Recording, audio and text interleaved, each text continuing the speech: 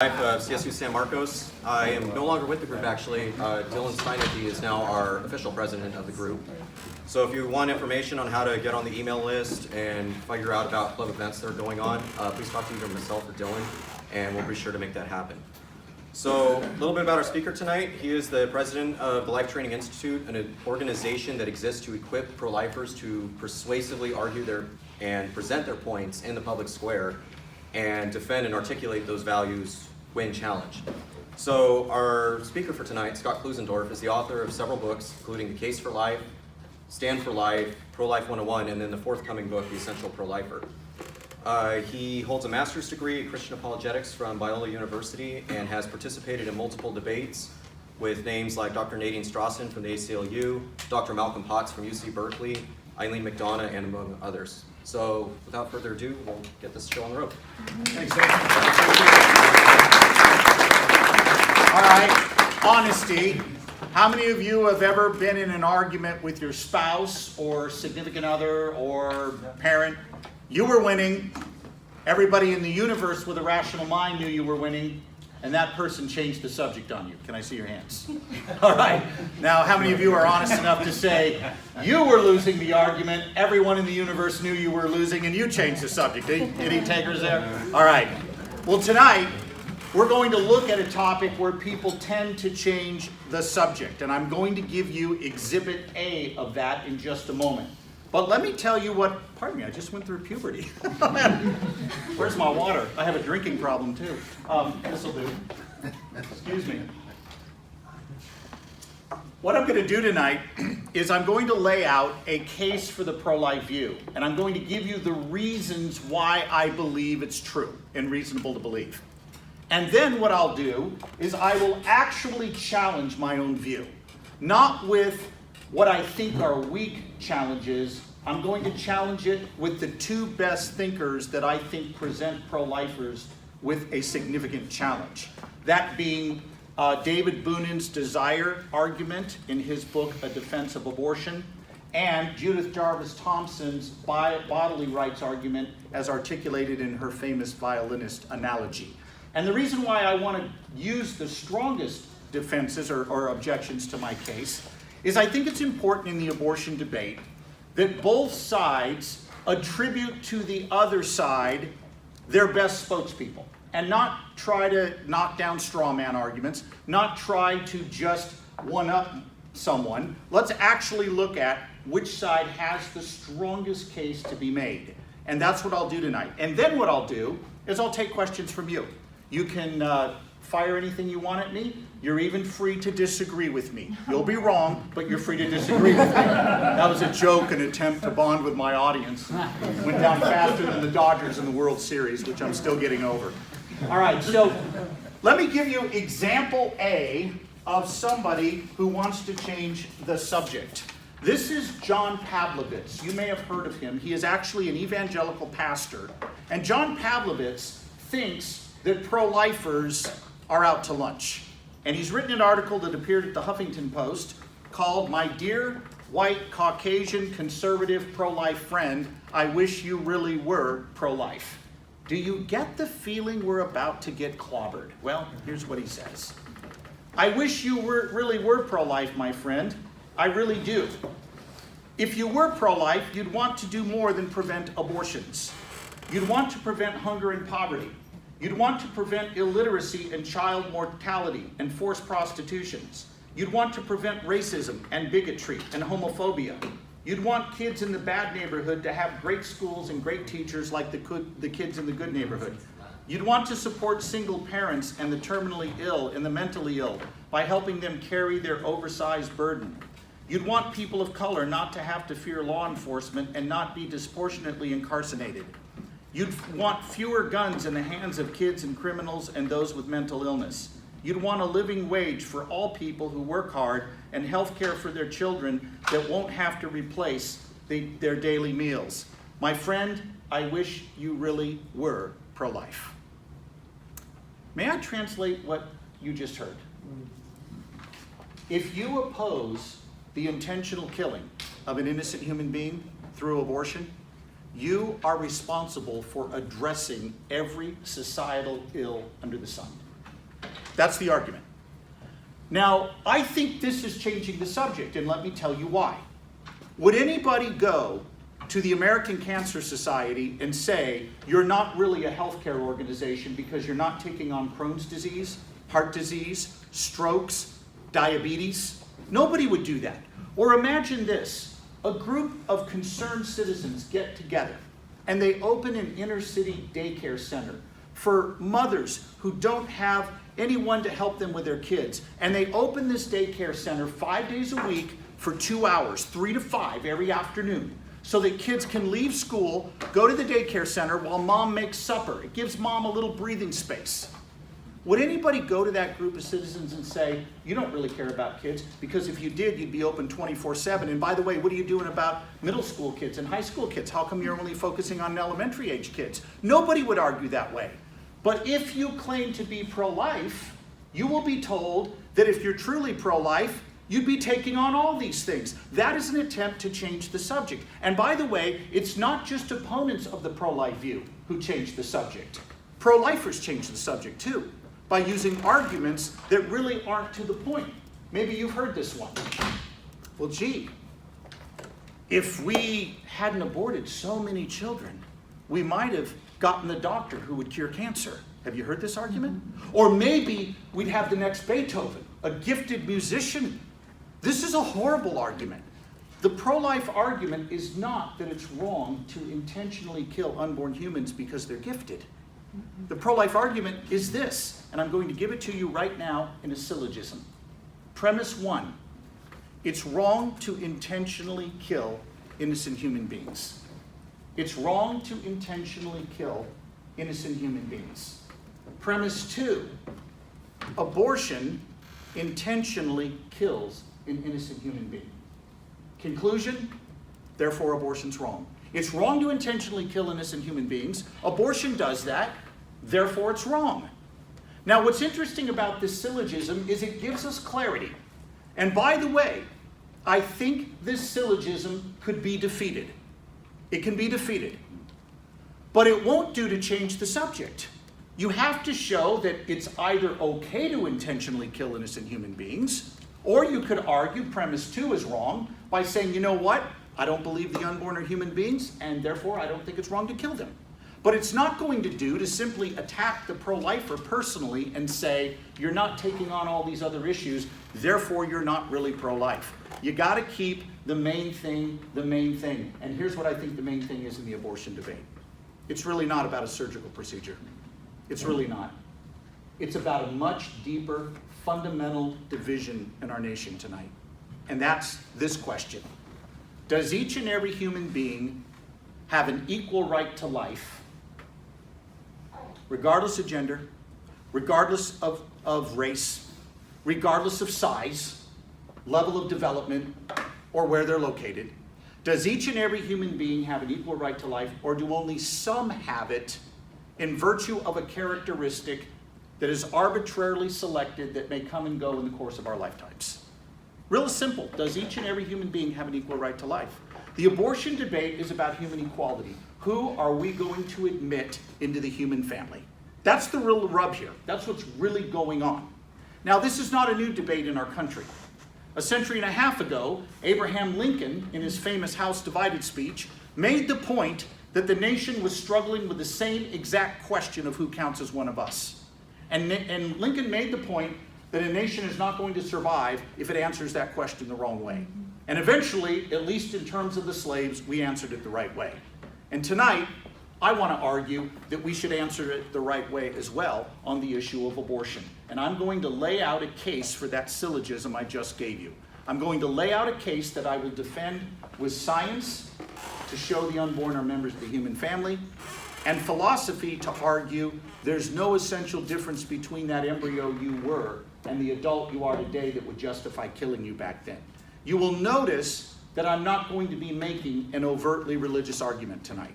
I'm not going to be bringing scripture into my case. I am going to talk about scripture briefly when I talk about what's my attitude toward people who've had abortions. You will note that I will do that, but my case is not built on scripture tonight. It's built on the science of embryology and philosophy and how that relates to human equality. So here are the questions that I think will get us to the main thing, the main point. And you don't have to know a lot of things to get clarity on abortion. I think if you get these 4 questions down, you'll be all right. Here they are. Question number 1, what is the unborn? We've got to answer that. We can't answer the question, can we kill the unborn, until we answer the question, what is the unborn? Second question, what is abortion? What is abortion? You know, a lot of people talk about it, but what is it? Then thirdly, what makes us valuable? What is it that gives us a right to life in the first place? And then fourth, what are the alternatives? What are the alternatives to the pro-life position? And that's where I'm going to challenge my own view. Not with weak arguments, but hopefully with the strongest arguments. So let's look at that first question. What is the unborn? If you've read The Adventures of Huckleberry Finn, can I see your hands? You know that book? Okay. American literature. Huck Finn is an energetic 11, 12-year-old boy. He's out on adventures, and he happens to show up at the property of Aunt Sally. And Aunt Sally's mixed up. Aunt Sally sees Huck coming down the road, and she thinks it's Tom Sawyer. And she rushes up to him, throws her arms around him, and says, "Where have you been, my boy? I've been waiting for you. Where have you been?" And Huck doesn't know what to do. He's a young kid. And he just blurts out a lie. He says, "Well, ma'am, we were on a steamboat. It blew a cylinder head. That's why we're late." Complete lie. Aunt Sally says, "Was anybody hurt?" "No, ma'am. It killed a Negro, but nobody got hurt." "Well, that's good," said Aunt Sally, "because sometimes people do get hurt." What was just assumed about the black man? That he wasn't one of us. It wasn't argued for. It was simply assumed. The great Christian apologist C.S. Lewis said the most dangerous ideas in the culture are not those that are spelled out. They're the ones the culture takes. They simply assume it without ever looking at it and trying to figure out, is this a valid point of view? And the assumption that the unborn are not human is very prevalent in the debate over abortion. Most of the arguments used to defend abortion at the street level are arguments that don't make a case against the humanity of the unborn. They simply assume the inhumanity of the unborn. So let me give you an example. A few years ago, 4 years ago now, the President of the United States, on the anniversary of Roe versus Wade, said the following in making note of that day. He said, "Today is a day that all Americans should celebrate." Why is that, Mr. President? Listen to his explanation.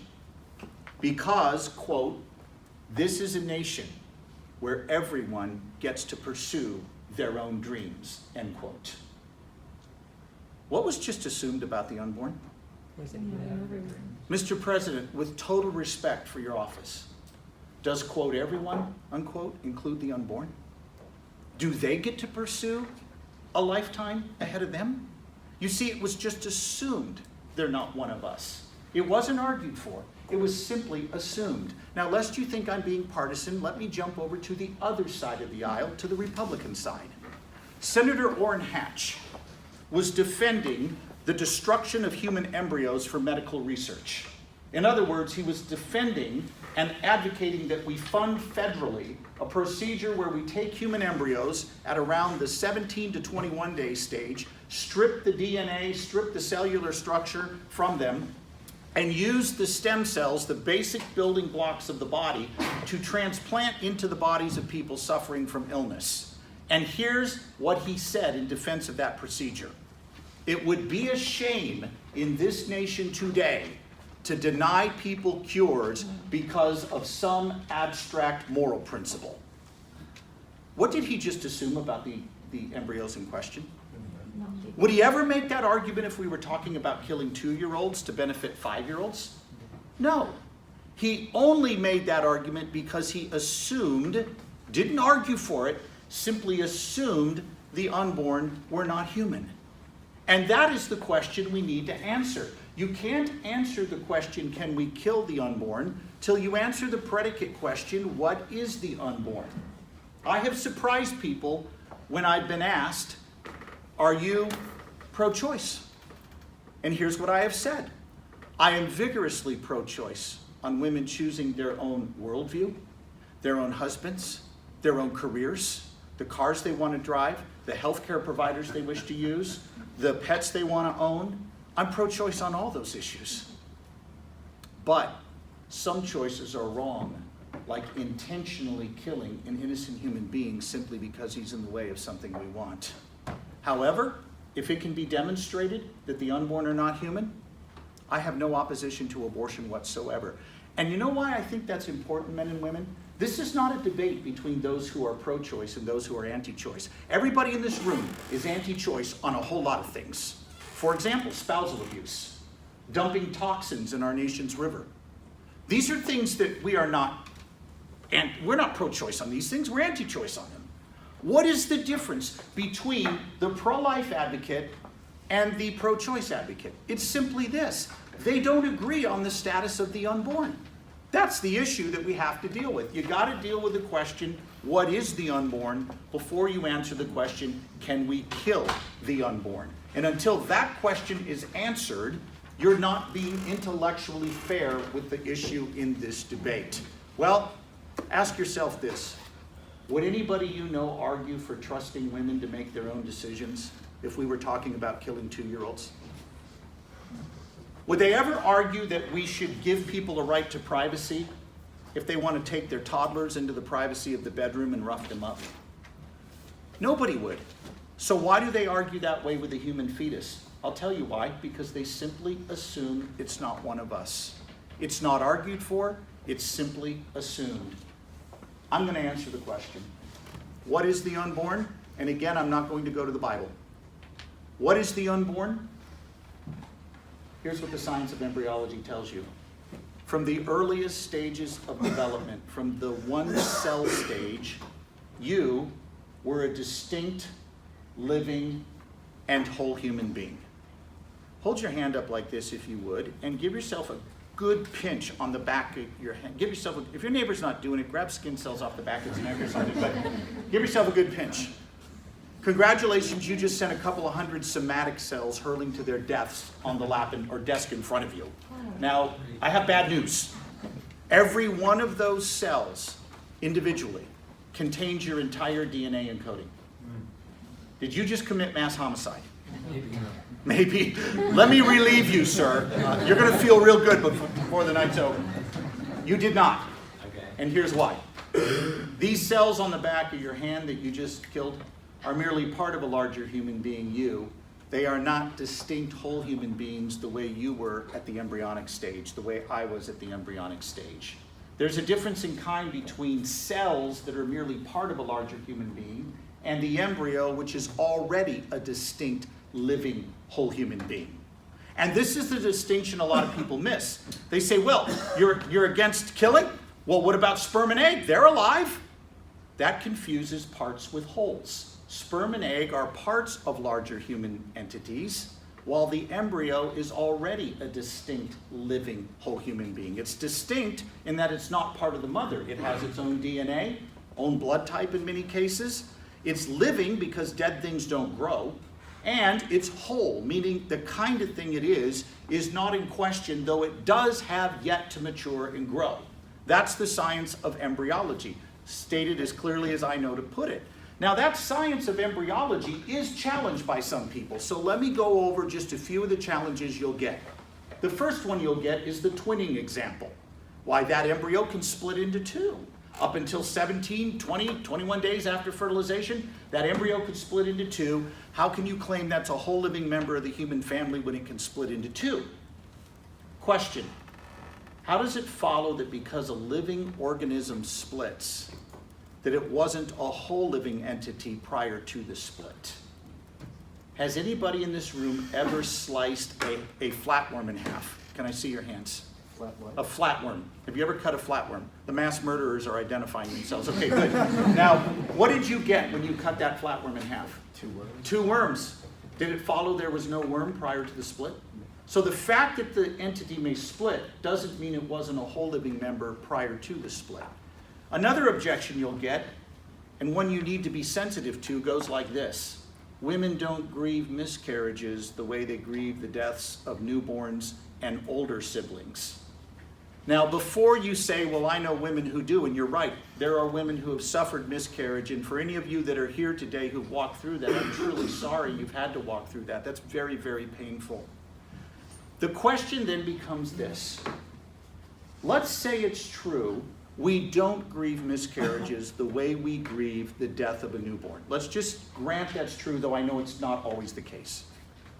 How do my feelings about something change what it is? Suppose I got a text message during the break we're going to take in 5.5 hours that told, that was a joke, did not work. Suppose I get a text message later tonight that says one of my own kids has died. Am I going to feel worse about that than reading in the headlines today that 500 kids died in India from malnutrition? I'm going to feel worse about my own kid, right? Does it follow my own kid is more human and valuable than those children? No. It just means I'm emotionally connected to my own offspring. It doesn't mean they're less human. Another one you'll get is that nature, or maybe God, depending on who you're talking to, that nature or God is the biggest abortionist in the universe. Because up to 2/3 of all conceptions spontaneously abort and the woman doesn't even know she's pregnant. And the argument goes that if nature is provoking these miscarriages or natural abortions, why are we so worked up about elective abortion? Question: how does it follow that because nature spontaneously triggers a miscarriage, that A, the embryos in question are not human beings, or B, we may intentionally kill them? In other words, there are countries in this school, in this world today, in this school, yeah, there probably are. In this world today, there are nations where the infant mortality rate is horrendous. Children die within 3 weeks of being born, in large number. Does it follow those humans that die sooner are less human and valuable than those who die later? In other words, how does this refute our syllogism that the unborn are human and that intentionally killing them is wrong? And then finally, one that was very popular last fall, you may have seen this, it was put forward by a comedian by the name of, I want to say, Jim Tomlinson. I think the first name's right. The last name is right. Tomlinson. Patrick Tomlinson. Patrick Tomlinson. Thank you. And he actually thought he had come up with the argument that would forever defeat the pro-life position. There was one little problem with it. He actually stole it from 3 other thinkers who he gave no credit to, who came up with it 20 years before he did. But here's the argument. You're in a burning research lab, a fertility lab, and it's an inferno. In this corner is a newborn baby. In this corner over here is 1,000 embryos. You can either save the newborn, or I think in his example, the 5-year-old girl, or the 1,000 embryos. Which are you going to save? Where are we all going? 5-year-old. We're going to go save the 5-year-old. Or newborn, depending however you want to look at this. And his response is, see, even you don't believe these embryos are human, because if you did, you would at least consider saving them, but you don't. There goes your whole case. This went wild on Twitter, as if we had forever obliterated the pro-life position. There's a huge problem with this argument, just gargantuan problem. What is his example about? Who we may intentionally kill or who we should save first? What is it about? Who we save first. This argument does nothing to justify intentionally killing an innocent human being. It talks to, well, who ought we save given the scenario in front of us? That is very different than permission to say we can kill a particular human being. There's another problem, though. In this case, is it possible that I might save the 5-year-old for reasons that have nothing to do with her being more valuable than the embryos? What does the president have in terms of security? What do we call those guys? Secret Service. Will the Secret Service take a bullet for the president, but not you? Yes. By the way, the Secret Service will save the president over an entire city. If Washington, D.C. was going to be nuked, they're getting the president out and they're leaving you alone. Does that mean the president has more of a right to life than you because the Secret Service saves him?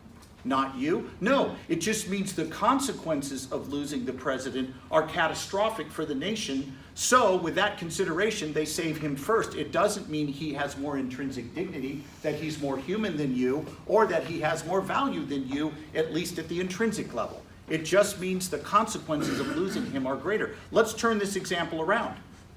This building is on fire. I can save all of you or my 17-year-old daughter, Emily Rose. Who is going to burn? You're done. You're toast.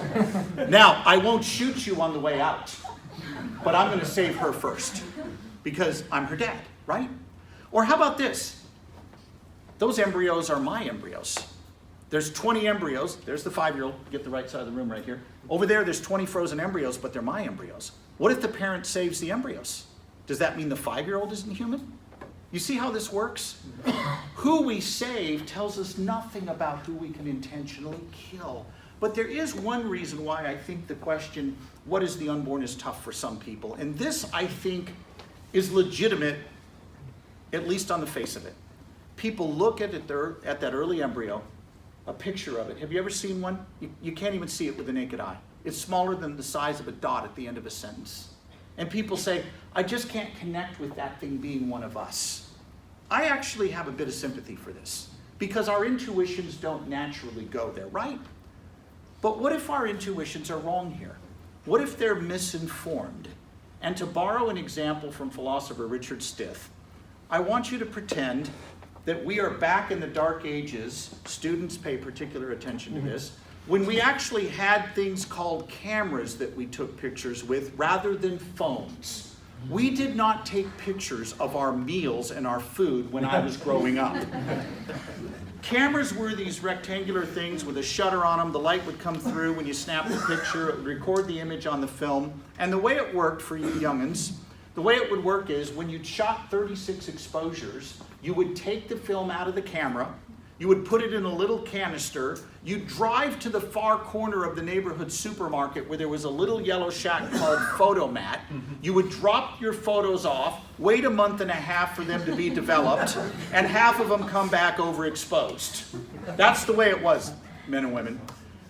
In 1970, Kodak partially addressed this problem. They came out with the Polaroid camera. How many of you have current Polaroid cameras, the cool looking slick ones? Let me tell you something. Most assuredly, the old ones did not look cool and sleek. They looked so bad, they looked like something Satan designed. But they had an advantage. You didn't have to wait a month and a half for your pictures. You'd shoot the picture, it would spit out a piece of paper. A couple of you are doing the muscle memory already. You'd pull it out and shake it, right? And 2 minutes later, you had your photograph. To borrow from Stith, imagine that you are on a Mexican safari in 1970. You have a Polaroid camera. You just shot a picture of a black jaguar leaping across the trail in front of us. You're beside yourself with elation. Nobody films black jags. You just got it. And you know National Geographic pays huge bucks for that pic. You shoot the picture. You're trembling with excitement, and while you're waiting, I come up to you, I rip the camera out of your hands, I yank the paper out of it, and I tear it up. Are you angry at me? You will kill me even if you are pro-life, right? You're not going to be happy. What if I replied, what's the big deal? There's no jaguar there. That was just a white paper with a brown smudge on it. You'd look at me incredulous and you'd say, are you crazy? The jaguar in the picture was already there. We just couldn't see him because he was still developing. From the one cell stage, men and women, you were already there. We just couldn't see you because you were still developing. That's the science of embryology. What is abortion? I defined it as the intentional killing of an innocent human being. And some might be tempted to think that that definition unfairly begs the question in favor of the pro-life advocate. But actually, I'm not relying on my definition of abortion, intentionally killing an innocent human being, on pro-life sources. I've decided to exclude them from this presentation. I will only rely on sources that oppose my view. For example, Dr. Warren Hearn, who has written the book Abortion Practice, this is the medical teaching text that teaches abortion procedures, told a Planned Parenthood medical conference the following about the abortion procedure involving dilatation and evacuation. He said, quote, "We have reached a point in this particular technology where there is no possibility of denying an act of destruction. It is before one's eyes. The sensations of dismemberment flow through the forceps like an electric current." Does that sound like intentional killing? That we cannot deny it's an act of destruction?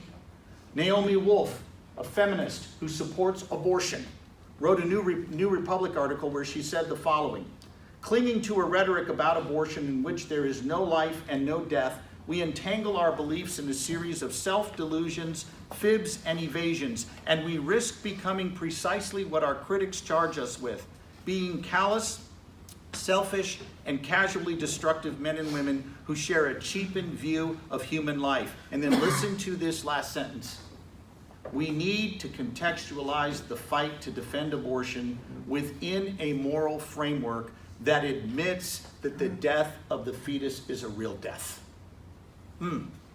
Feminist Camille Paglia, quote, "I have always frankly admitted that abortion is murder, the extermination of the powerless by the powerful.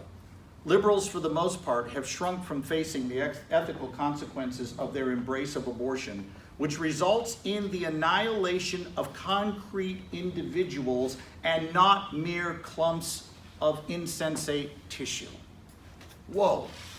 I mean, she is not one of us if you're pro-life, but her candor is greatly appreciated. How many of you saw the movie Hacksaw Ridge that came out last year, the story of Desmond Dawes? Okay, good. By the way, I met him when I was a boy. I'll tell you about that some other time. Saving Private Ryan, Schindler's List, Passion of the Christ. Okay, I think most of us in this room, maybe Dunkirk, most of us have seen movies that were pretty tough viewing and involved some pretty graphic scenery. And outside of Dunkirk, those other four we talked about contained sequences that were so brutal and so disturbing that the first time you saw those movies, if you weren't thrown back, something's wrong with you. The Passion of the Christ, 103 minutes of gruesome imagery. And yet, educators, teachers, and parents wanted children to see these films. In fact, the LA Times editorialized that elementary age kids should go see Schindler's List despite its brutality, because the LA Times critic argued that if children didn't see the Holocaust, they'd have no true appreciation of it. I'm actually sympathetic to that view and think the same applies to the topic of abortion. What is abortion? We defined it as the intentional killing of an innocent human being. The quotes I just read from those on the other side of this issue affirm that. What I'm going to do in just a minute is roll a very short video clip. It's 55 seconds long. You can avoid its contents by simply looking away. Nobody will think badly if you just say, "I don't want to watch this." Let me tell you exactly what's in it so you can have an informed choice. The clip you're about to see will not show you an abortion from start to finish, but it is going to show you the aftermath, and it's going to be troubling for you to view. You will see first, second, and third trimester human fetuses that have been aborted. If you wish not to watch, again, we've done a courtesy to you. We've pulled the narration. You won't even hear a description of what's on the screen, and I will not describe it. You can simply look away. Second, and please hear me, I told you I was not going to bring religion into making my case for the pro-life view. But I want you for a moment to allow me to say something before I show this clip. I am not here at this university to beat up on people who may have had an experience with abortion. And you might think, well, that's really strange. You're here trying to make the case that abortion's wrong, right? I mean, I heard your syllogism. Yeah, I am. And the reason why I'm doing that is I want to get at the truth. However, it does not follow that because I'm pursuing the truth that I hate people who've had abortions. And let me tell you why that's most certainly not the case, that I hate people who've had abortions. I am a believer in the gospel of Jesus Christ. And I believe, as a Christian, that all of us in this room have a major problem. We are rebels against our Creator. And it doesn't matter if we've done things that some would call horrific or done things that are not so horrific.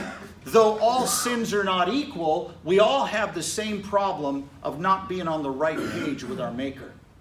And the gospel is the story of how God creates a good world. We rebel against him. And God, who would have been just to wipe out the race for its rebellion, sends Jesus to bear in full the judgment we deserve. The good news of the gospel is that if you've had an experience with abortion, Jesus came to bear the sin that you've engaged in. And God proved that his sin-bearing sacrifice was sufficient for our sins because he raised Jesus from the dead. Jesus didn't stay in the tomb. But the news gets even better. For those who trust in Jesus to forgive their sins, God the Father is no longer their judge. The Bible says he's their dad, and he adopts them into his family as dearly loved children. So if you're wondering where I'm at on this issue, the reason I don't hold a grudge against people who've sinned on the issue of abortion, they have the same problem I had. I was in rebellion against my Maker. I needed a Savior to take the judgment I deserved. And the message of the Christian gospel is you can find that forgiveness in the work and person of Christ. So if you're here tonight, and this is kind of hitting close to home for you, I want you to know I'm available to talk to you afterward. And I'm available to help point you to the solution to the guilt that all of us have to deal with. Every worldview in the world has to deal with two questions. What's wrong with us and what's the fix? I don't care what your worldview is. Eastern, Western, Christian, atheist. Everybody's got to answer those two questions. Feminist Catholic Pollitt says, the problem with this is we apologize for abortion. It's no different than vacuuming out your house. The Christian worldview says no. Our actions have consequences. Our ideas can be badly misinformed. And therefore, the fix that we need is found in the forgiveness that's given us in Christ. So, that's where I stand on this issue. And that's why, even if you've had an abortion, guy who encouraged a girl to abort or a woman who chose that because you didn't think you had another way out, I'm glad you're here tonight. We're not here to beat you up. I just want to get at the truth. So with that in mind, we're going to take a minute, we're going to roll this clip, and if you want to look away, you feel the freedom to do that, and then I'll jump into the final two questions, which I'll wrap up very quickly, and I'll take your questions after that. So, Clinton, can we lower the lights to afford privacy if people want it? Is that doable? I don't know how quickly. Is that switch? Okay, good.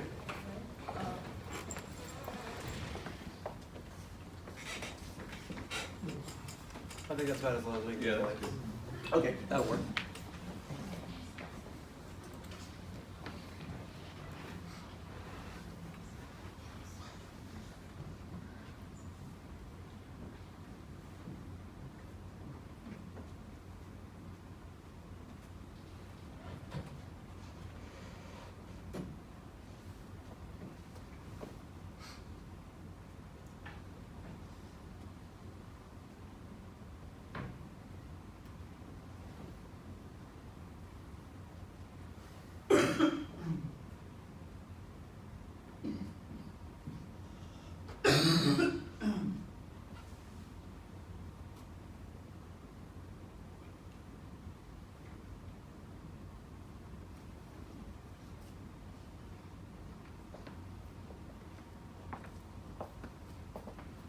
This is gruesome stuff, and it's easy to think, man, do we really need to show this kind of stuff to have an intellectually honest debate about abortion? And I'm reminded of a historical event that happened in 1955 when an African-American boy who was only 14 visited the town of Money, Mississippi, and went to go visit his cousin. And while he was down there, he begins to brag about his two white girlfriends back in Chicago. They're not hearing it. They're like, we don't even talk to white girls down here, let alone date them. You're lying. He said, no, I'm telling you the truth. And that day, that afternoon, the cousin and his friends challenged this African-American boy to go talk to a white woman there in Money, Mississippi. And Emmett Till walked into Bryant's grocery store, as reported in the series Eyes on the Prize. And he walked in, purchased a piece of gum from a 21-year-old white married woman, flashed her a flirtatious smile and said, thanks, babe. And some accounts say that he may have whistled at her. But innocent. We think it's innocent anyway. A couple of nights later, that boy is taken at gunpoint from his uncle's home by the woman's husband and another man. They drive him outside Money, Mississippi. And after savagely beating this boy, breaking nearly every bone in his upper torso, disfiguring his face, they finish him with a shot to the head. The sheriff finds the corpse 3 to 4 days later, presumably. Cannot believe the sight of this kid. He doesn't even put Emmett in a coffin. He puts him in a box, just a wooden box. Puts the seal of the sheriff on there that the casket is to remain shut, and he ships the body back to Mamie Till, Emmett's mother in Chicago. And when Mamie Till got the body, the press in Chicago gathers around her and says, "What are you going to do?" And she shocked the world with an announcement. She said, "We're having a casket funeral for my boy, but that casket's going to be opened." Oh man, newspapers went ballistic. You can't do this, you'll offend people, you'll get people angry at you. And she says, "I know, but I want the world to see what they did to my boy." And Jet Magazine published that photo, that black and white photo, which you can look at tonight when you leave. And that picture was published nationally, and many historians agree it played a very significant role launching the civil rights movement in this country. And the same, I would say, is true of the issue we're talking about today. There are millions of Americans who will never take a good look at what's at stake in this debate if they never have to look at the injustice that remains hidden. And my argument would be, we've got a duty to lovingly but truthfully open the casket on abortion if we're going to have an honest dialogue about this in this country. We've got to be honest in the Socratic quest for truth. But at the same time, I want to tell you again that I have great hope for people who are wounded by abortion, that they can find the healing they need in the person of Christ Jesus of Nazareth. And I would take great honor to talk to anybody tonight who wants to unpack that and talk about that a little bit. Next question, third, and we'll wrap up very quickly. What makes humans valuable? Don't do it just yet. I want you to wait a minute. But in just a moment, I'm going to have you look around the room and stare at some people. Okay? Now, guys or girls, I suppose, if there's a cute person you've been dying to make eye contact with, this will be a God-sanctified moment to do it, okay? So get ready. 1, 2, 3, stare. Do not look at me, gentlemen. I'm the wrong place to be looking, all right? All right. All night for Look back this way. What makes us equal? Would you agree that we live in a culture obsessed with equality? Yes. Yeah. Marriage equality, income equality, social equality. I mean, everybody wants it. My question is fundamental. What makes us equal in the first place? Are we all physically equal here tonight? Yes. No. I assure you, most assuredly, no. At age 57 last September, I did something my wife thought was suicidal. I went back to my high school where I played on the basketball team, and I played on the alumni team against the current student basketball team. Do not laugh. We beat them by 24 points. And yours truly took one shot in the game. It was a three-pointer from the corner, nothing but net, baby. And I got 1 rebound and 2 assists. Now, I consider that a huge success because my goal for the day was avoid hospitalization. If I had to go one-on-one with some of you I'm looking at right now, probably a lot of you, I'd be toast. I'm not fast the way I used to be. I used to be able to dunk a volleyball. I can barely touch the net on the rim now. That's how bad it's become. I do not match you physically. My development is no longer where it once was. If Planned Parenthood is right that development gives us value, and you have more of it than me, you have more of a right to life than I do. It follows. If self-awareness is what gives us value, some of you, did any of you have caffeine before coming up here to talk? You had your shot of coffee, and it's okay. In the morning, I'm an agnostic until my second cup, so don't feel bad if that's you, all right? Any pastors here, I will not be speaking at their churches ever. The caffeine helps your self-awareness, or maybe Diet Coke, whatever it is, your beverage of choice. If self-awareness gives us value and you have more of it than me, you have a greater right to life. There's one thing we all share equally in this room. Just one. We all have the same human nature. Now, what's a human nature? Because some people say, well, that sounds really philosophical. Your human nature is what makes you a human and not a cat. Human has a human nature. Dog has a dog nature. Cat, as I have recently learned, has a satanic nature. But you get the idea. Your nature determines the kind of thing you are. It sets your parameters, it sets your ultimate capacities, and determines the kind of species you're part of. Now, people will say things like, okay, well, duh, I get that. You and I have a human nature, but not that embryo. Not that embryo. And my question is, I hope, pretty straightforward. How do two human parents create offspring that isn't human, but later becomes so? To quote Ricky Ricardo, a world-class philosopher, they have some splaining to do. How is this even possible? When did you get your human nature? The moment you began to exist. When did you begin to exist? Well, the science of embryology says you began to exist at the moment of fertilization.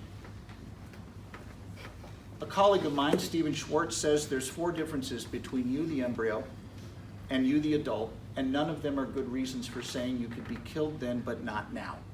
There's a difference of size, a difference of level of development, a difference of environment, meaning where you're located, and a difference of degree of dependency. He recommends the acronym SLED to kind of remember these 4 differences, and I think it's a helpful tool to help keep them in mind.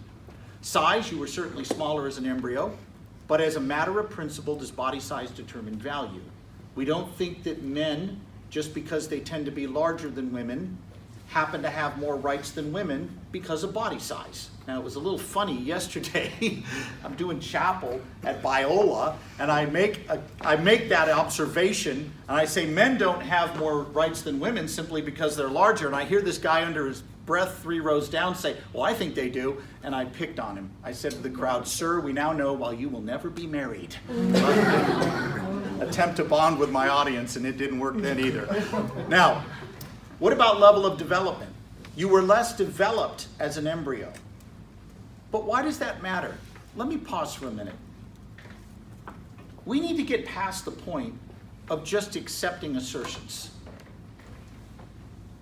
Somebody asserts that the embryo does not have a right to life because it's not self-aware, and typically, those of you that are pro-life, you've heard other pro-lifers do this, you'll hear the following. Why the brain develops by week 6, and why the fetus is dreaming by week 8 and 9 and can feel pain very early. Wrong answer. Wrong answer.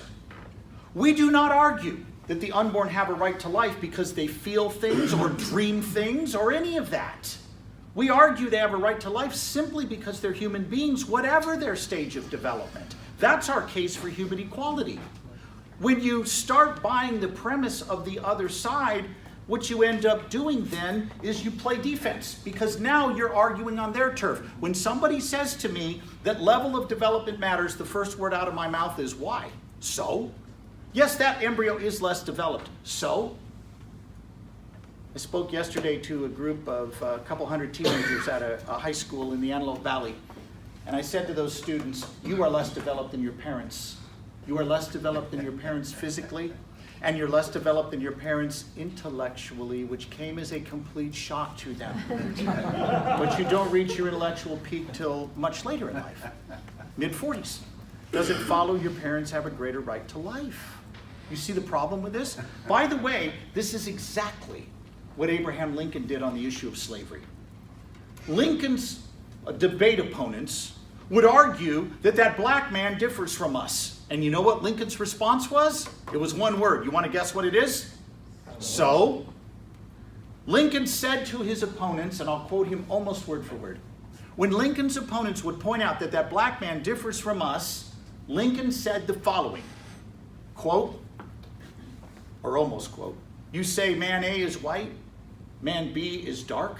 Oh, it is skin color then? The fair-skinned man having the right to enslave the dark-skinned man? Take care, by that rule, you're a slave to the first person you meet with skin fairer than your own.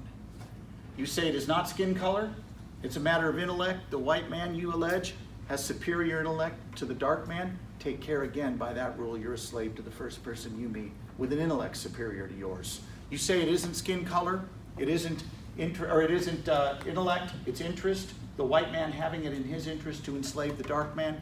Take care yet again. By that rule, you're a slave to the first person you meet who can make it his interest to enslave you. Did you just catch what Lincoln did there? The same arguments used to disqualify the slave worked real well for whites. In the debate over abortion, your more honest pro-choice philosophers will readily admit that the arguments used to justify abortion work equally well for killing newborns. Peter Singer, the ethicist at Princeton University who wrote the book Practical Ethics, standard teaching text in graduate schools worldwide, has written that no newborn should be considered a person until 30 days after birth, and disabled infants can be killed on the spot by the attending physician. And then he looks at Planned Parenthood and says, you're inconsistent. You draw an arbitrary line at birth, and it's a meaningless line. And he goes on to say, fetus is not self-aware, newborn isn't self-aware. You can kill both. Now, you should be appalled by his conclusion, but do you see the consistency of his premises? At least he's being intellectually honest. In other words, these arguments prove too much. I'll say more about that in a minute. Size, level of development, environment, and finally, or size, level of development, and now environment. If you drove at least 7 miles to get here, can I see your hands? Oh man. 30 miles. 30? Yeah. Ooh, all right. Anybody beat 30? All right. Well, I flew 2,500, so there. Now, I'll take you. If a journey of 30 miles didn't change you from one kind of thing to another, how does a journey of 7 inches down the birth canal suddenly transform you from non-human, non-valuable thing we can kill to valuable human being that we cannot? I would say it doesn't. Right answer, sir. In other words, a change of location does not change you fundamentally. There's no real difference, says Peter Singer, between that child in the womb and that child that's been born, none that would justify killing one but not the other. Size, level of development, environment, what about degree of dependency? And the question is, does dependency on another human being mean we can kill you? Now, I live in Noonan, Georgia. You've never heard of it. But Noonan, Georgia is where they filmed the wildly popular TV show, The Walking Dead. Anybody here watch The Walking Dead and fans? Okay. Do you agree with me that season 7 jumped the shark? Does anybody else feel that way? I do. I think it's toast, but that's another question. For those of you that have not watched The Walking Dead, do not go home tonight and say, honey, let's have a gentle date night and flip on The Walking Dead on Netflix. It's a zombie series and it is brutal, all right? It is very brutal and bloody. However, the worldview themes in it are unbelievable, and I've enjoyed, up until season 7, most of the show. The hero of the show is Rick Grimes. He's a sheriff. And in season 1, he's in a gunfight with crooks. He gets hit with gunfire, and he's in a coma for a month. And while he's in the coma, the zombie apocalypse breaks out, and he wakes up in the hospital all alone. And the world he once knew is gone. And somehow the walkers, the zombies, came through that hospital and missed him. And he wakes up, nobody stayed to care for him. And season 1 of The Walking Dead, if you don't want to go watch it, here's the plot. Rick wakes up and has to figure out what happened to my family, what happened to my son, what happened to the world I once knew. That's season 1 of The Walking Dead. Let's change the script. One doctor stays behind to care for Rick. Rick depends totally on him for survival. Can that doctor kill Rick? Intentionally kill him? Simply because Rick depends on him? I hope you say no.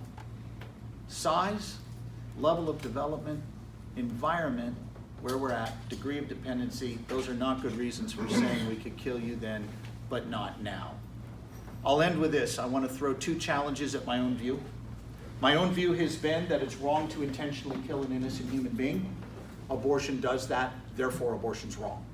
And I want to challenge my own position with what I think are the 2 most formidable challenges, and then I'll say a few words. I won't go into it terribly deep. I'll say more about it in the Q&A if you want me to.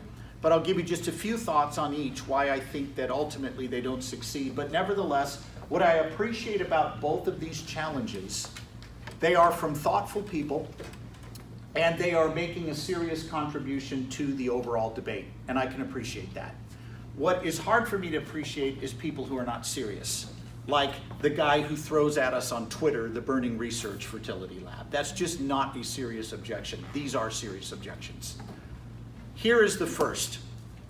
Judith Jarvis Thomson, professor at MIT, wrote an essay in 1971 called A Defense of Abortion, where she said, let's agree, for the sake of argument, that the unborn are human and have a right to life. And let's agree, for the sake of argument, that because they have a right to life, they are persons.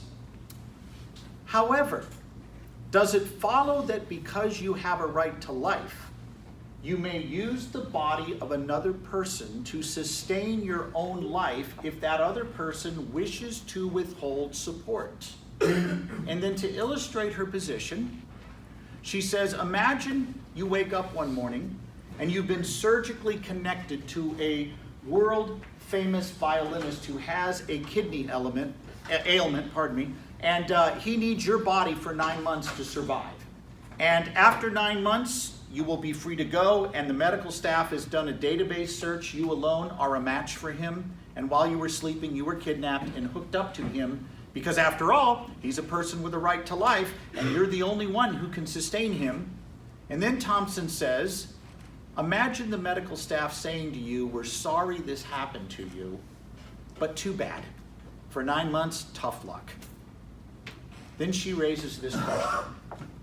It would certainly be nice if you let yourself be used that way, but must you? This should throw you back a little bit.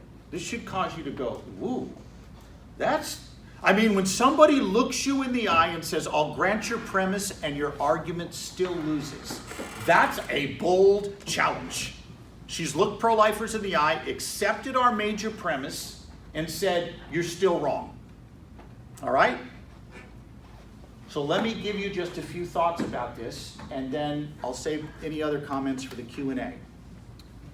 In this particular case, if being hooked up to that violinist is parallel in morally relevant ways to a mother being hooked up to her own child, I think her case is unassailable. I think it wins. If, however, there are significant differences, I think her case collapses. And as you might think, I do think the parallels collapse. Let me just give you a couple, and then I'll save the rest for later. First of all, what's killing the violinist in her analogy? What is it that's killing her? Killing him. His underlying pathology, right? What kills the unborn in the act of abortion? The intentional act of the killing. So in one case, you have a situation where the violinist will die from his underlying ailment. In the other case, we're going to intentionally kill an innocent human being. As Bernard Nathanson said, it's one thing to withhold support. It's quite another to slit your victim's throat in the name of withholding support. Another problem, is abortion merely the withholding of support? Or is it something else? My colleague Frank Beckwith says calling abortion merely the withholding of support is kind of like suffocating someone with a pillow and calling it the withdrawing of oxygen. There's a lot more going on than merely withholding support. I would also add something Stephen Schwartz has pointed out, that the very thing that makes Thomson's scenario seem plausible to us, namely that the violinist is a stranger unnaturally hooked up to the mother, is precisely the thing that is not the case in the mother's relationship to her own child. And Schwartz asks a great question. If the child doesn't belong in the womb, where does he belong? And Thomson doesn't really engage that question. So there's just a few thoughts about Thomson's point of view, and I'll say more if you want me to in the Q&A. The next challenge is one that I find quite substantial as well. It's David Boonen's book, A Defense of Abortion. Isn't it interesting that both these titles are called A Defense of Abortion? And what I appreciate about David Boonen is a philosopher. David Boonen is not interested in being a flamethrower. In fact, Clinton Wilcox, who's sitting up here, went to Colorado, University of Colorado, a number of years ago. What, 3-4 years ago? Yeah, 3 or 4. And went and visited David Boonen, and David Boonen was quite happy to invite him in to have a nice conversation. And so was Michael Tooley, another guy who I don't agree with, but There are people, for those of you that are pro-life, there are people on the other side who are thoughtful. I don't hold their view. I think they're mistaken. But they're not the street activists who just want to shout you down. They're actually more interested in having conversations, and I would put David Boonin in that category. David Boonin argues this: you and I are identical to the embryos we once were. Whoa. Okay, stop right there. Has he just conceded a major premise of ours? You better believe it. You and I are identical to the embryos we once were. That was not a clump of cells back there, says David Boonin. That was you at the one cell stage. However, just because you're identical to the embryo you once were does not mean you have the same right to life then as you do now. And what gives you a right to life now as opposed to then is that right now you have organized cortical brain function that can support immediately exercisable desires. For Boonin, having current desires is what gives you a right to life. And if you are killed before you have desires, before you can desire to go on living, for example, then you're not really robbed of anything if you're killed. So even though you're identical to the embryo you once were, it doesn't follow that you have the same right to life then as you do now. Everybody following his argument? And by the way, to make sure we get it, he personalizes it. In the opening chapter of his book, to paraphrase what he says about his own son Eli, he talks about how he has a series of pictures of his son Eli. One taken about 6 months after birth, one taken shortly after birth, and a photograph, a sonogram image of Eli in the womb at about 6 months or so. And Boonin says this: in each of those photographs, you're looking at the same little boy. Same little boy. And the thesis I'm advancing in this book is that it would have been perfectly permissible to have ended his life in that sonogram image place. Whoa. I mean, that's making it personal, right? So let's unpack Boonin a little bit. Immediately exercisable or current desires gives you a right to life. I'll toss out a few questions. Why is having desires value-giving in the first place? Do you think Boonin might have to answer that question? I think so, and he doesn't. Why is having desires the thing that gives us a right to life and not having a belly button that points out rather than in? It seems arbitrary to me. Secondly, his position proves too much. Not only are our fetuses not desiring anything, newborns don't desire anything. Because newborns do not have desires until several weeks or maybe months after birth, and here's why. To have desires, you have to have belief and judgment. You have to believe something is the case and make a judgment about it. I'm sorry, newborns don't have that. So his argument doesn't just end abortion, the life of the unborn through abortion, it would end the life of newborns through infanticide. Third problem, it results in savage inequality. If having desires is what gives us the right to life and you have more of a capacity for that than I do, you have a greater right to life than I do. I mean, just in this room tonight, I'm willing to bet that some of you have had a great year, everything's breaking your way, and as you look toward the future, you're feeling real optimistic. And others of you, you've had a year from hell. Relationships have collapsed, life has fallen apart. You're not suicidal, but come on, you're not exactly desiring to move forward at a light year clip, right? If having desires is what gives us our right to life, those of you with more of it have a greater right to life than those with less. But I think there's some counterexamples too that work against Boonin. What if a surgeon, to borrow an example from Frank Beckwith, alters the brain of a developing fetus at around 5 months before Boonin says that child can experience desires? The child's brain is altered. It will never desire anything. It lives, but will never desire anything. When the child is 5, he is killed so that his body parts can be transplanted into the bodies of people suffering from illness. Now, when the child is killed, he doesn't desire anything. On Boonin's argument, would it be wrong to kill that child? No. Because if desires are what give us our value, and you don't have any, then what's the problem? But I think Boonin would want to say it's wrong. Or suppose I damage my brain pretending I can build houses. Now, I'm pretty good with a wrench. I have a 66 Mustang. I can keep that thing running. You want me to yank a tranny? No problem. You want me to build a simple cabinet for my wife to display some pictures on? I'm a disaster. But suppose I want to be Tim the Tool Guy. I go down to Home Depot, buy one of those air compressors with the staple gun that you fire into the stud instead of the hammer. You know what I'm talking about? What's the name for those things? I don't even know what they call them. Nail gun. Nail gun. But I don't shoot the board, I shoot myself in the head. I live, but I damage the part of my brain that controls desires. I never desire anything again. Under Boonen's argument here, do I still have a right to life? I don't see how. I don't see how. So I think his argument proves too much, results in savage inequality, and really leaves us with a diminished view of the human person. All right, that's my case. It's wrong to intentionally kill an innocent human being. Abortion does that, therefore it's wrong. And what I want to do now is let you ask anything you want about the case I made, and I will do my best to answer them. You're up first. Okay, I'll make it quick. I have two questions. One is, if abortion is murder, right?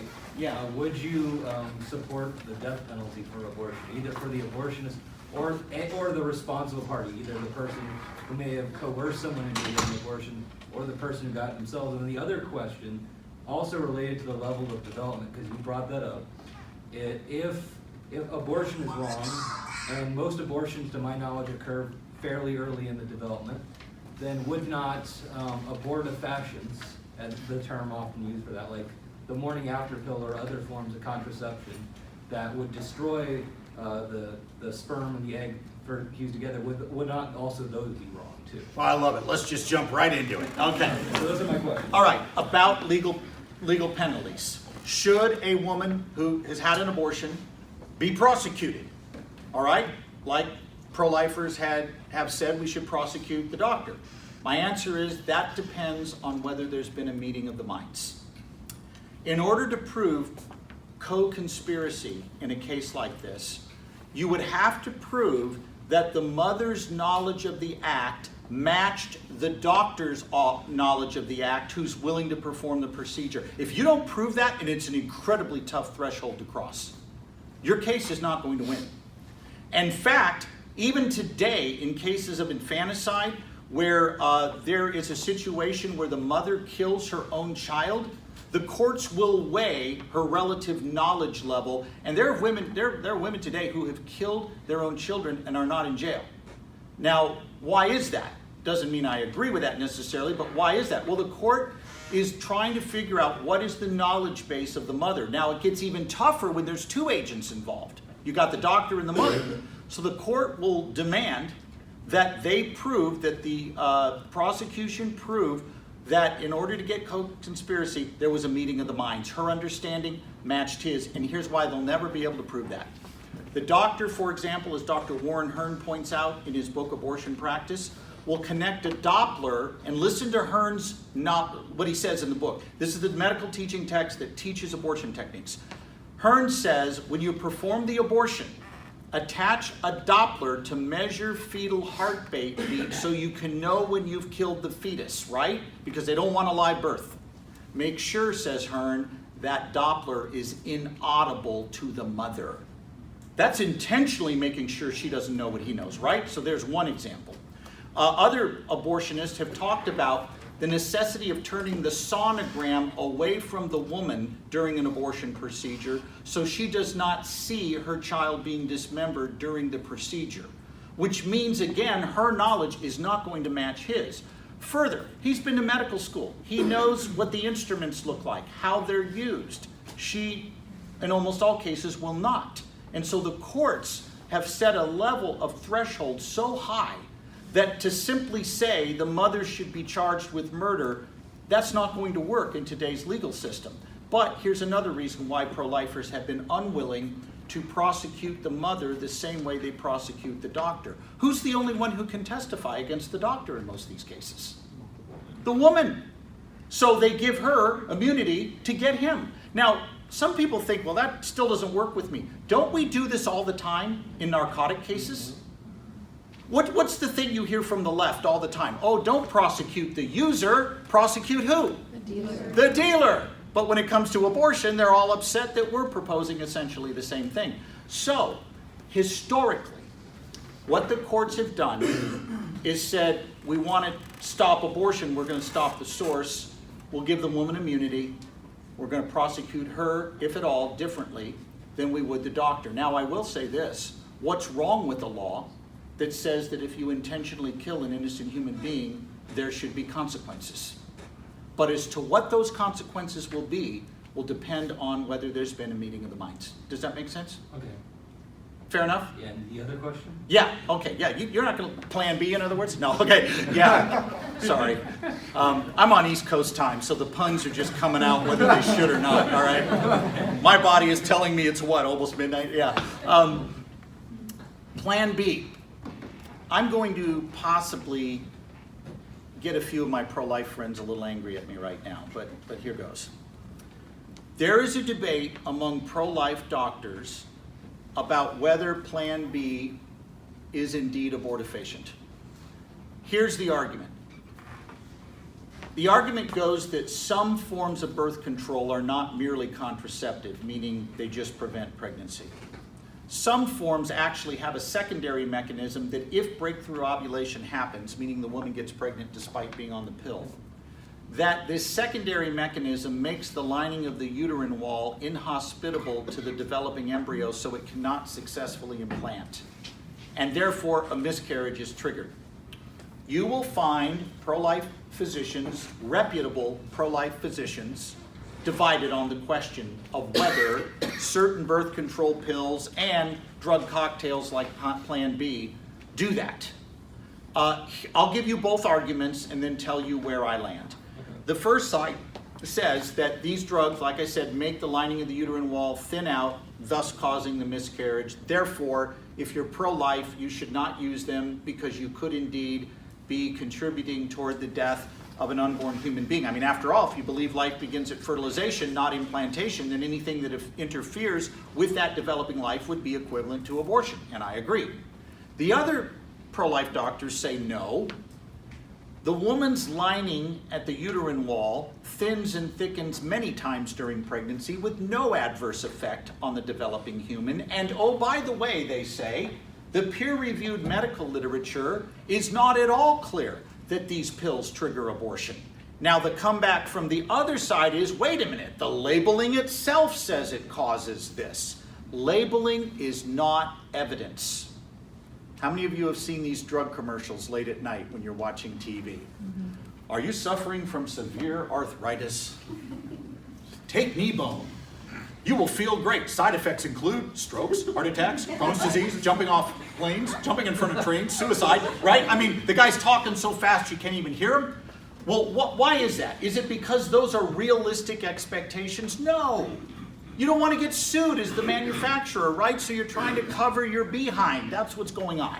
Now, when you look at the peer-reviewed evidence, here's what I would look toward for peer-reviewed evidence. Medical journals like the American Journal of Obstetrics and Gynecology, British Medical Journal, The Lancet, Nature, journals that deal with this. And I will confess, though I'm not an MD, my viewing of that literature has led me to believe the jury is still out. So what can we say about these things? I think it's fine for pro-lifers to say, given it's at least plausible these drugs might end the life of a developing human being, we shouldn't just wholesale promote them, and maybe we should even act on the side of caution and not use them. Okay, I'm fine with that. What I'm not okay with are pro-lifers who say, these are abortion pills and we know it. That's overstating our case.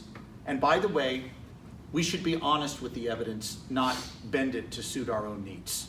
So I realize I've actually been attacked by pro-lifers for this. I got kicked out of a conference for saying this. So, but I think we should follow the evidence where it leads and not overstate it. All right, well, you started us off with a bang. Who's up next? Yeah. I was kind of hoping you could also expand on Thompson's other analogies in her essay. So she uses the analogy, it's bizarre one, the people seed analogy, that if you leave a window open Yeah. and the seed of a human being happens to sprout in your living room, Yeah. are you obligated to leave it there until it grows and develops? Yeah, and she also uses the analogy of an intruder. Yeah. Okay, here's the problem. There's no intruder until two humans get together and create him, right? So she's basically saying that because this intruder was created by two parents, the parents now have the right to kill the intruder. That's just bizarre. I mean, other than in the case of rape, you have two consenting adults who get together. And this is why Marianne Warren, who supports abortion, said that Thompson's argument only works in the case of rape. Because any other time, there can be no mugger, to quote Eileen McDonough, or no people seeds, or no intruder, unless two humans get together and create him. So I don't think those analogies work at all. I think they're incredibly weak, and if they worked even remotely, it would be only in the case of rape. And the reason why that doesn't help Thompson is not trying to argue for abortion in cases of rape. She's trying to say this justifies a right to an abortion for any reason based on bodily autonomy. And I think that's problematic. A couple of other things. Yeah, go ahead. John. I thought you were done. Jonathan. No, go ahead. I was just going to say, stemming off of that, what in a case of rape? I'm going to put it on your side, but let's say your 17-year-old daughter is brutally raped. Yeah. And she comes to you and says, Dad, what am I supposed to do? Yeah. How do I handle this? Yeah. What do you say to her? Yeah, what do you do when it's your own daughter who's been raped? Now, my answer here, I want to make an observation. My answer here does not hinge on it being my daughter or not my daughter. In other words, the moral question is going to be the same, whether it's my daughter or not. Two types of people bring up rape, and you will discover this if you have not already. And by the way, I know you're not making the argument I'm about to discuss, you're just raising the question. The crusader will bring up rape, and the inquirer will bring up rape. The crusader does not want an answer. He just wants to make you look bad.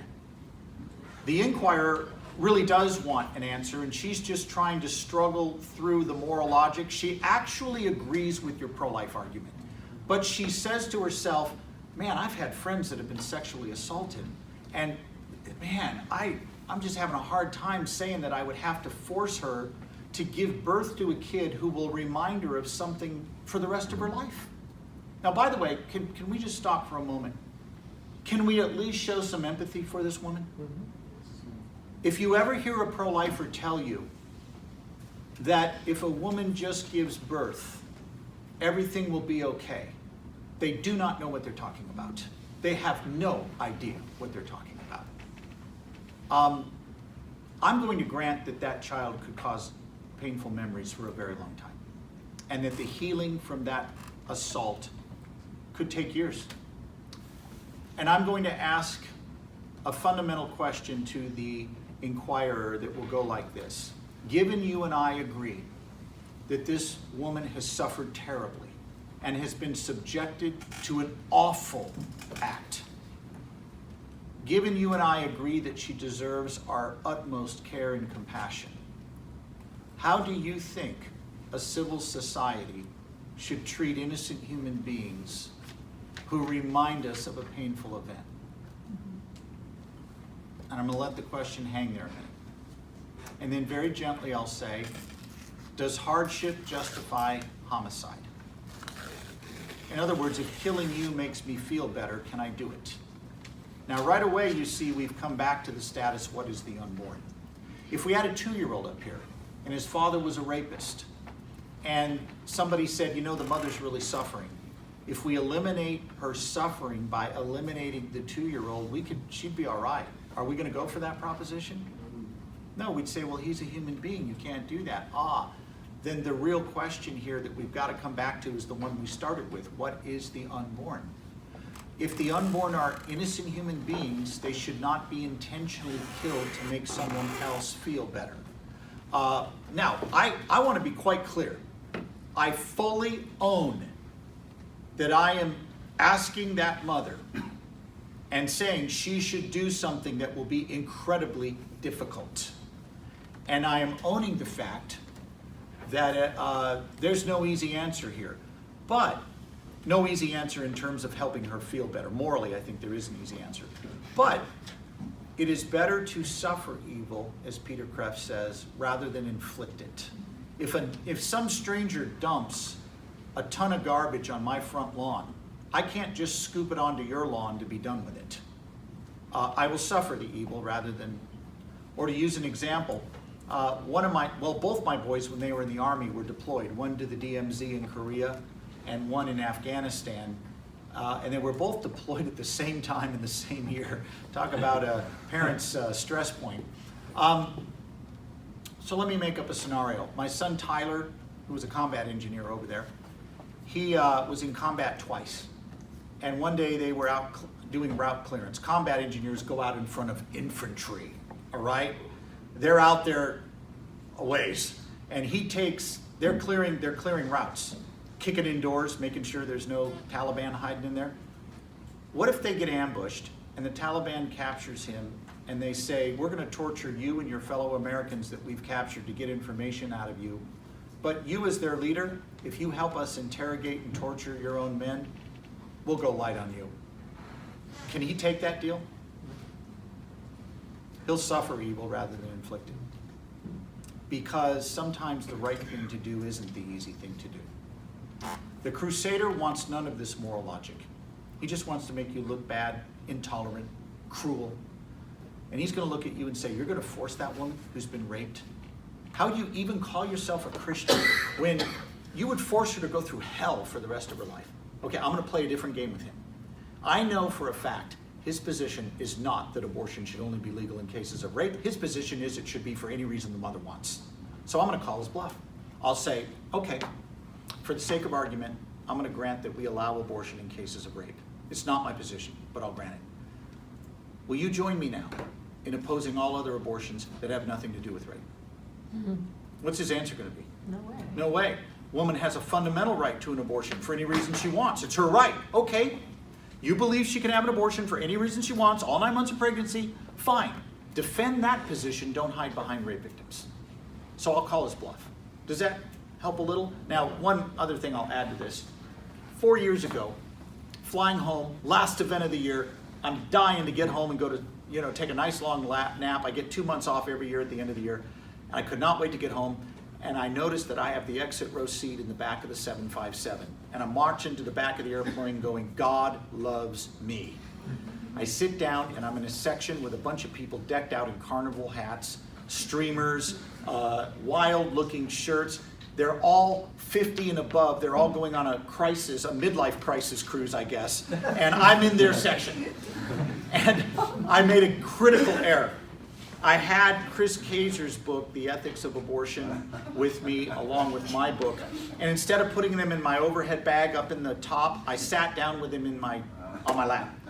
And the woman next to me sees the books.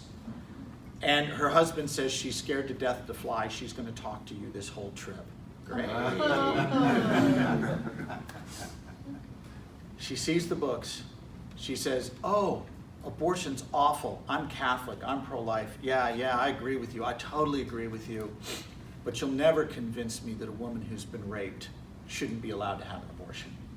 All right, we're into it. Her husband says, I warned you. So I lean over and say, all right, can I ask you a question? In the case of pregnancy that results from rape, how many humans are involved? 2 or 3? She looks at her husband. 2. No, 3. 2, 3. 3. I said, yeah, I agree. You got the rapist, you got the mother, and who else you got? The child. Yeah. I said, okay. Do you mind if we discuss how we ought to treat each of them? Her husband's like, honey, this is not going to end well for you. I said, should we execute the guilty rapist? No, that's barbaric. I'm against the death penalty. I'm Catholic. We need to get rid of the death penalty. It's awful. No. Put him in jail forever, but no. Okay, fair enough. I said, how about the mother? Should we execute her? Are you kidding? That's what those third world Islamic terrorist countries do? The woman gets raped and they kill her rather than the dude? That's barbaric. I said, I agree. I said, now how about the child? Should we kill him for the act of his father? She said, I feel like you're trying to corner me. I I said, I'm not cornering you. The argument is cornering you. And she said, well, I don't know. And I said, fair enough. By the way, do not press people just to score points. If they say, I don't know, back off. I mean, don't we encounter things from time to time where we don't know? She didn't need someone to shove it down her throat at that point. She needed somebody to give her something to think about. And for those of you that are pro-life, apologetics is not about winning a gunfight at the OK Corral, all right? It's about giving people something to think about. That's what we're trying to do here. So I just said, fair enough. I said, do you mind if I make just an observation, though? You won't kill the guilty rapist. You wouldn't kill the mother, but you're unsure about the innocent child. What I was trying to do there is what my friend Greg Kokel calls put a pebble in their shoe, give them something to think about. So that, I don't know, I probably said way more than you were asking for. Is that helpful? Good. Yes? Yeah. By the way, I have to point out something here. This young man right here, is it Josh? Caleb. Caleb, I'm sorry. Close. Close. All right, you ready? I got a story to tell. This young man is the son of a woman I went to high school with. At Seventh-day Adventist Academy in San Fernando Valley, and all of us ended up getting saved and becoming Christians in this small circle. And I knew his mom before he knew his mom, and I knew his aunt before he knew his aunt. His aunt was in my class. So it is great to have you here, Caleb. Go ahead. Thank you. This better be a good question, because your mother, would be ashamed of you. Kidding. So I know this isn't what the pro-life argument. There are boundaries to what you are arguing for. But say legislation is pushed, things start to happen, and imperatives and consequences for the legislation take place.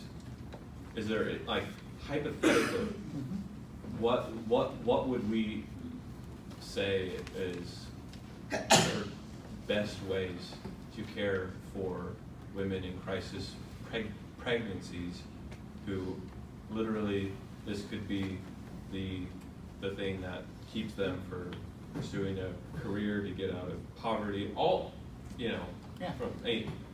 what is there any hypothetical societal responsibility or just like other legislation that you could foresee possibly helping to meet some of these needs? Very good question. Your mother will be proud of you. Okay. You are correct that pro-lifers do care about the woman. And my case tonight was simply to say our case doesn't stand or fall on us taking on these other societal issues. And it's okay for us to be narrowly focused on saving the mother. I mean, nobody attacks the fire department for only getting people out of burning buildings and not paying for their college tuition. So that part I do stand by. However, you'll be happy to know that right now in the United States, pregnancy centers that are run by pro-lifers outnumber abortion clinics by a huge margin. And they are caring for these women and providing them with essential services that they need, not only for their children before birth, but after birth as well. Secondly, you'll be happy to know that according to a study published in Public Discourse, that conservatives are quite charitable with their giving. In fact, the title of the article was entitled "The Lazy Slander of the Pro-Life Movement." And again, you weren't slandering it, I'm just pointing out that. And what the article went on to point out is that pro-life organizations and individuals are actually doing a pretty good job caring for people right now who don't opt for abortion. So I think there's good evidence that the private sector would step up. Now, one of the premises that got put in place in our culture in the 1920s and 1930s was the belief that charity meant government program. Right. And that assumption is faulty. And unfortunately, the Catholic bishops bought it. A lot of liberal Protestants bought it, mainline denominations. And now there's this understanding that, well, if we're cutting back government services, we don't care. And in reality, there is good reason to believe that conservatives at the community level in particular do care, and that they would step up. And yes, you're correct. There would be women where having children would interfere with their career. I agree with you. I agree with you. But having a 2-year-old interferes with your career. And having a teenager really interferes with your career. So these questions are important, and what I would say is there needs to be a discussion about it. You're right. It wouldn't, though, justify not moving to legally protect the unborn, because we can't answer every question at the societal level if we give those protections. Now, again, I know you're not arguing this, so I don't want to overstate my response here. But during the Civil War, when the abolitionists were making their case that the slaves should be given full rights, plantation owners argued, well, what are you going to do with all these slaves, and what are you going to do for us? We're losing our economic ability to survive here. You're going to strip all these southern plantations, you're going to wipe out the southern economy. And John Calhoun and others said, until you abolitionists have a plan for taking care of all the damage you'll do by giving the slave legal rights, you have no business arguing for the slave's freedom. And I think we can see how wrong-headed that would have been. The slave deserved his rights regardless of the consequences to slaveholders. And I would say that the unborn have a right to life, even if we are going to have continued conversation about what we do to best care for the mothers that having children will indeed put them in hardship. Is that a fair answer?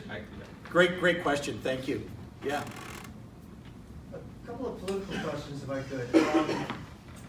Do you have opportunities to teach this type of argument to pro-life politicians? It seems like what's needed is a good secular argument that's very logical, very reasonable, much like Richard T. Anderson's secular arguments against same-sex marriage.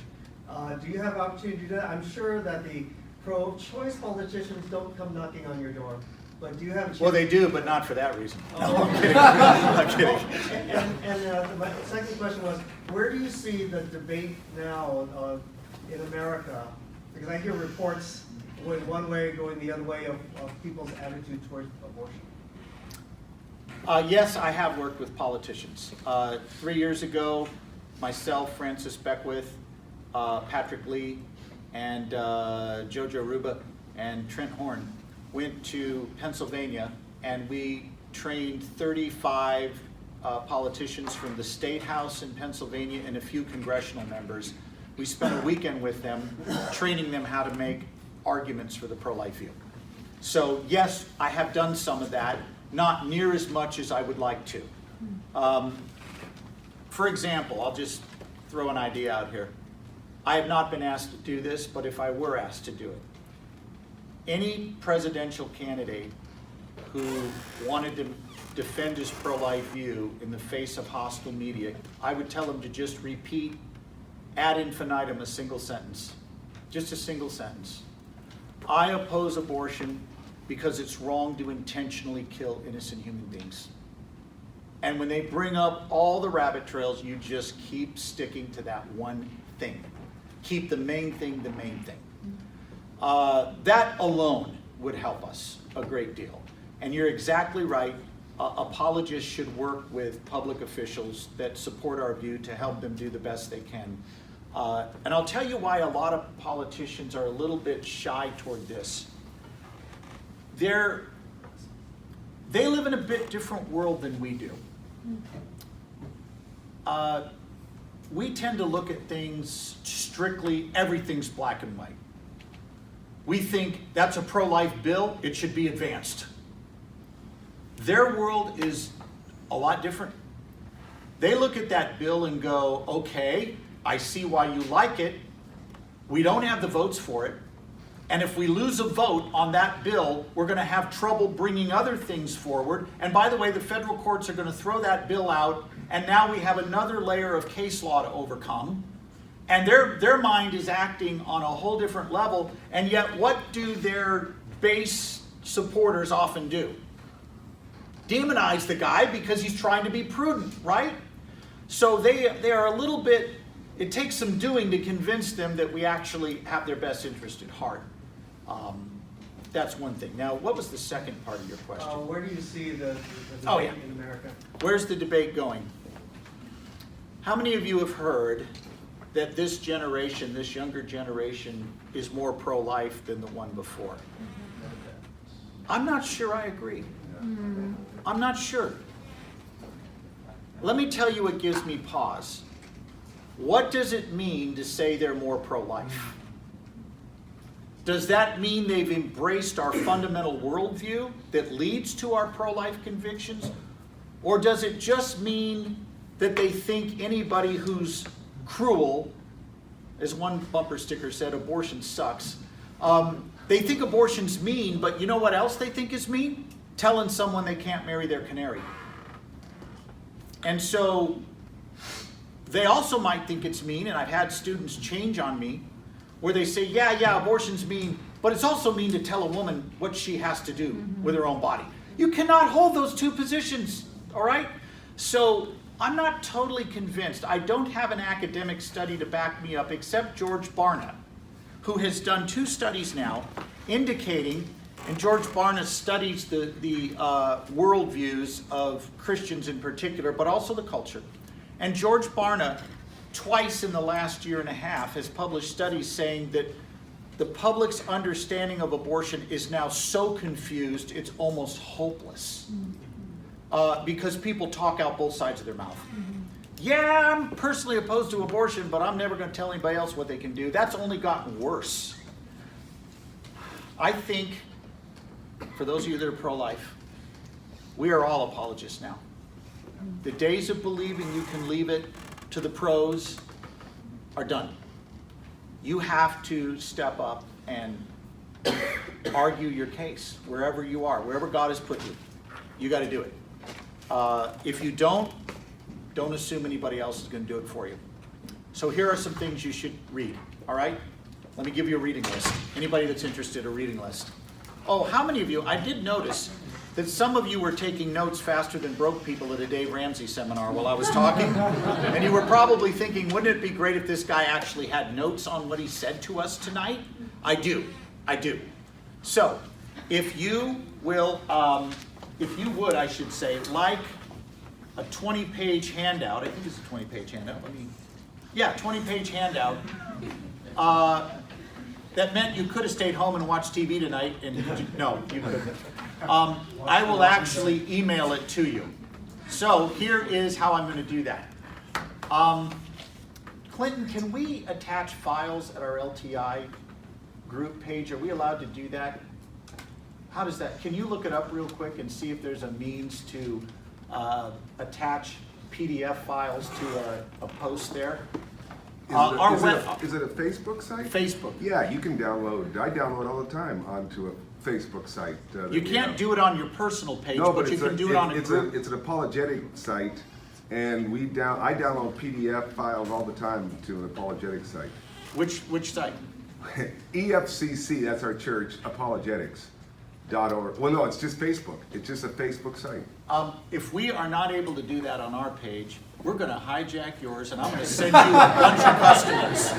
You got it. So they have to all be friends of the EFCC apologetics, so we'll grow extraordinarily. Man, a pastor shows up and builds a church being at an abortion lecture. This is great. All right, can we do that? Does it show? Yeah, I'm looking it up here now. It's under More, I think. Just click on More. You can download files. Okay, write this down. Actually, Steve, if you wouldn't mind just coming over here real quick and showing me. Yeah, we're making this up as we go, folks. Write these 2 things down. I'll give you our Facebook page is just LTI, Life Training Institute. We're going to try to post them there. I will post the notes there in about 2 hours. You'll be able to get them. If that does not work, we will post them to the other site that was just mentioned. Is that going to work? We'll figure it out. Yeah, Okay. I'm looking at it now. All right, he says it's going to work. Yes. Well, are we allowed to repost to, Yes. okay, because I have a group page called Don't Be Sorry for Being Apologetic. So I like it. I'll load it up there. That's forgivable. Go right ahead. All right, you may do that. I'll take a few more questions. Reading list. Oh, reading list. Thank you. Oh. All right. Book number. I'm going to give you the books in the order you should read them. Okay? Does that help? Yes. All right. Book number 1.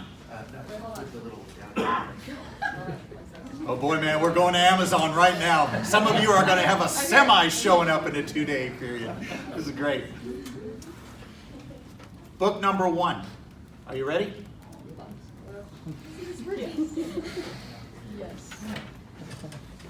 Now wait, let me see if I put the reading list in the back of these notes. Scott, just write them on the whiteboard. What's that? Write them on the whiteboard. I could do that. I will write them. Good idea. Thank you, Seth. It's a green highlighter. We'll see how it does. Peter Kraft. Oh, forget it. Did anybody see that? No, you can't see that. All right. Is it dry erase? Yeah. Peter Kraft, K-R-E-E-F-T. I know it looks like Kreeft, but I guess he pronounces it Kreft from what I've heard. The Unaborted Socrates. Peter Kraft. Oh, yeah. Unaborted Socrates. Published by IVP. It's a dramatic dialogue between Socrates, an abortionist, and a moral relativist. What could go wrong? It is hilarious. And you will learn pro-life apologetics. He keeps bringing it back to the question, what is the unborn? Peter Kraft, Unaborted Socrates. Second book to read. This one I must include reservations on, but Scott Klusendorf, The Case for Life. Yeah, The Case for Life. Did it work? Yeah, it looks like it can. I don't know if I can do it. I think No. the main like, administrator. I did. I'm an administrator, so I can do you it. could probably do it. Okay, go to our page, Life Training Institute, in about 2 hours. Let me get back to the hotel and I'll fix that. Peter Kraft, The Unaborted Socrates, The Case for Life by yours truly. And then the third book to read is Relativism, Feet Firmly Planted in Midair by Beckwith and Kokel.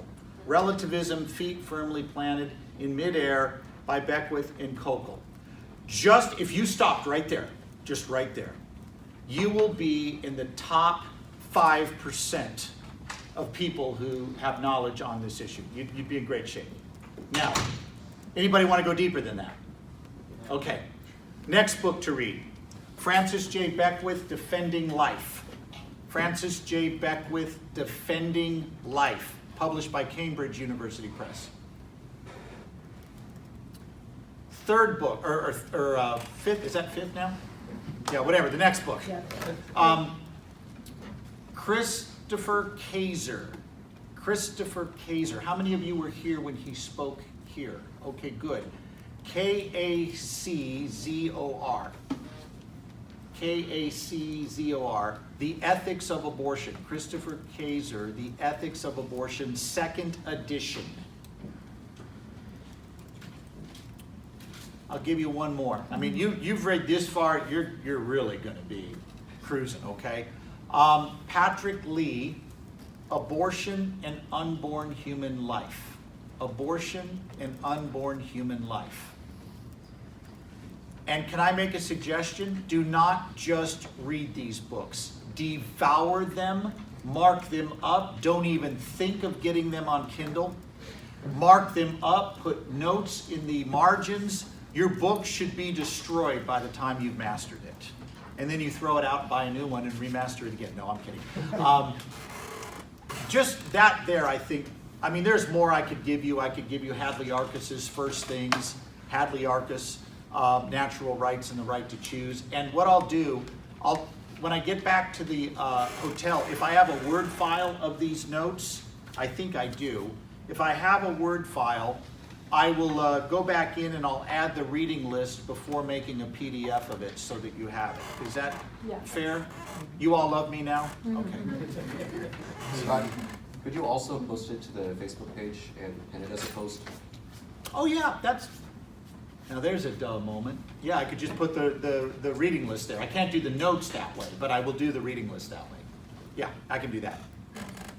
Okay, question, you and then you. What was the point of the staring game? What makes a sequel? You were looking around just to, stare, and then I put the question on you. You're looking around the room. Now, what makes us all equal? Okay. It was an attempt to be a laugh line. Got it. I actually wanted more a clarification on that. First of all, I agree with so far everything you've said. I just want to be sure. So, like for the sake of curiosity, why is human nature the thing we use to define human value? Because anything else other than human nature that you pick out will be something that none of us share equally, and that may come and go in your lifetime, and that's going to be problematic. For example, let's say it's self-awareness. We're not all equally self-aware. How about viability? We're not all equally able to live on our own. Physical ability. We're not all physically equal. Everything that people pick out to define human value on function rather than endowment, as Chris Kaiser says, our common human nature, which as Christians we believe bears the image of our Maker. Anything else you pick out will not be objective. It'll be might makes right. Whatever the powerful decide is that thing that matters, that will be what matters. And the reason why the abortion debate is so critical is that it's a test of our first principles as a nation. Do we believe that all men are created equal, endowed with certain rights that come from their creator, or do we think government makes up these rights? The debate between Lincoln and Douglas was not just a debate about slavery. It was a debate about first principles. Do our rights come to us in virtue of our humanity, or does government create positive law, and that's how we get our rights? If government creates rights, what can government do? Take them away. And Lincoln's argument was, echoing the founders, that the only safe way to ground human rights was to ground it in a transcendent source. All men are equal by nature. And anything else you pick out, you're going to get savage inequality. And by the way, you could gain and lose these things and regain them again in the course of your lifetime, which means you'd go from being a person to a non-person back to being a person again, and it becomes absurd. So that is why grounding it in our common human nature is the only way that makes sense. Thank you. Great question. Yes, Miss Filmmaker here. What's the name of your film? Tell us again. It's going to be called The Matter of Life. Matter of Life, a documentary being made, and you're going to have to tell me your first name again. Tracy. Tracy is making this documentary, and write it down. Look for it. Go ahead, Tracy. I was recently approached by someone who, I forget the term you use for them, but kind of trying to disrupt. And their argument was, I guess, how would you, my question for you is, how would you respond for someone making the case for abortion in the case of fetal anomalies, severe disabilities? Yeah. How would you make the case when someone is saying that the compassionate response is abortion in that case, to prevent that person from suffering a life of depending on other people and not being... Yeah, what about abortion in the case of severe fetal anomalies, things like that, where the child might suffer significantly throughout the course of his life? As is the case with rape, I always like to start with showing empathy both for the parent that will be given this job of caring for the child. It's always okay to show your humanity and admit that. Then I would very gently point out that a damaged human is not a non-human. Nobody would kill a 2-year-old to prevent him from suffering at 5 years old. We're back to the question, what is the unborn? We don't kill 2-year-olds to prevent 5-year-olds from suffering. If the unborn are human, we should not kill them for their suffering any more than we kill a 5-year-old. Now, that does not mean we are always obligated to prevent death. If the child is dying from his disease or pathology, the pro-life position is not that you must always do everything to prevent death. It's that you must never intentionally kill. You will always care, not harm.